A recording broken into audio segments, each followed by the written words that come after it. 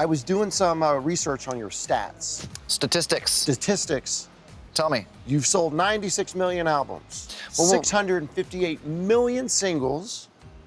When you were teens playing in the garage, did you ever imagine it would be something like this? Yes. Yes, I did. But I actually talk about it in one of the vignettes that we put together for the show. Yeah, like I would dream about it, you know? I think we're all kids at once, you know, trying to be in our minds, thinking about the future and wanting to be doing this, you know? And you have to kind of believe it, fake it to make it vibe.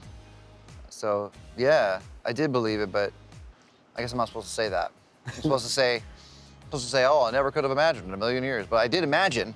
No, but you're right. Sometimes you have to have that vision. It's manifesting it. It's making it happen. Even if you sound like a crazy person when you're saying it. But James, did you allow yourself to go there?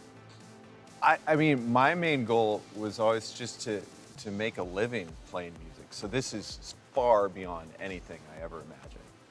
Like, so I you know. That's fair. That's kind of what it was for me too. But I think maybe like as you, first it's like, okay, now I made a living. Miracle number one. Yeah. Right. Achieved, and then you make these new like benchmarks for what you want to do, you know. And once you actually do it and you're so shocked, oh, well, now I made it. I can pay the bills. Now I want to do this, and so it keeps going. And for us, it kept going for so long. It was just shocking to experience in real time, you know. More stats. You performed in front of 100,000 people in Tel Aviv, 125,000 people in Japan, had a show at the pyramids in Egypt. Is Vegas how you top it all? It all comes back to Las Vegas. From Egypt to Vegas.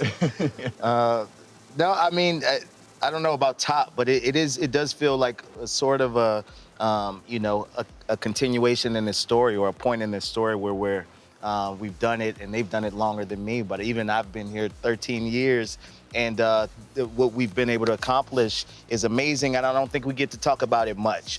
So this show does allow us to talk about it more than we usually do. We usually just play songs, but this has spaces to kind of give some history on the band and really have people understand what it really is. You know? Yeah. You mentioned 13 years. The band's been what, 20 years? 20, just over 20. Just over 21 20? almost. 22?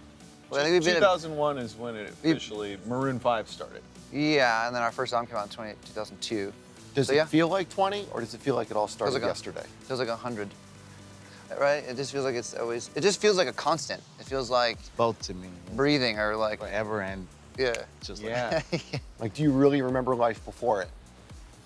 Yeah, barely. It's hard, and we're right at the point now where I've been in the band longer than I haven't. Yeah. You know, at 44 years. I joined when I was 21, 22. Mm-hmm. Yeah, so I've been in the band as long, you know, longer than That's crazy. I was before. So yeah, it's crazy that this is our real life. So kicking off the residency, why now? You know, it's funny, like, I think Vegas used to be this place where the perception was very different. When an artist came to play Vegas, it would be like, oh, you know, they're, you know, not as relevant as they were, or they're coming here to cash out and just kind of like, you know, do their thing in Vegas and try their luck here. And it's like, it didn't always equal what it equals now. Now it's like you got everybody out here.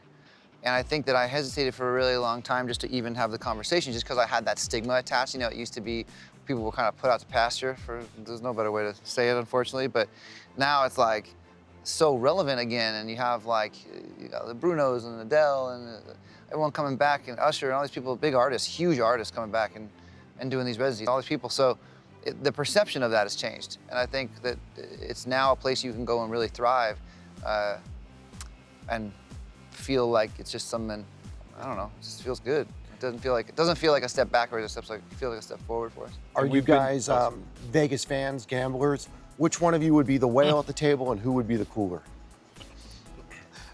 I like to play blackjack. Definitely the whale. I like to play blackjack.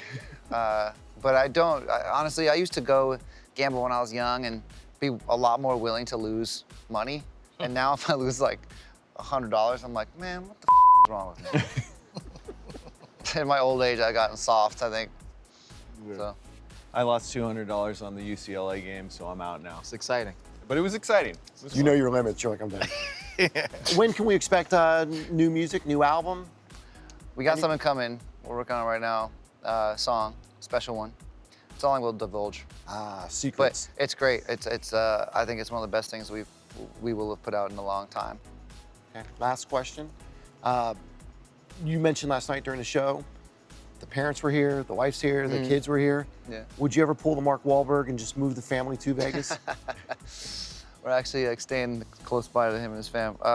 Yeah, maybe. Who knows? If they keep raising taxes in California, maybe I'll. Amen to that. I don't know. I love Cali. I'm a Cali boy. Like, what can I do? It's tattooed across my body. I can't leave. I love California, but Vegas is a lovely place to visit.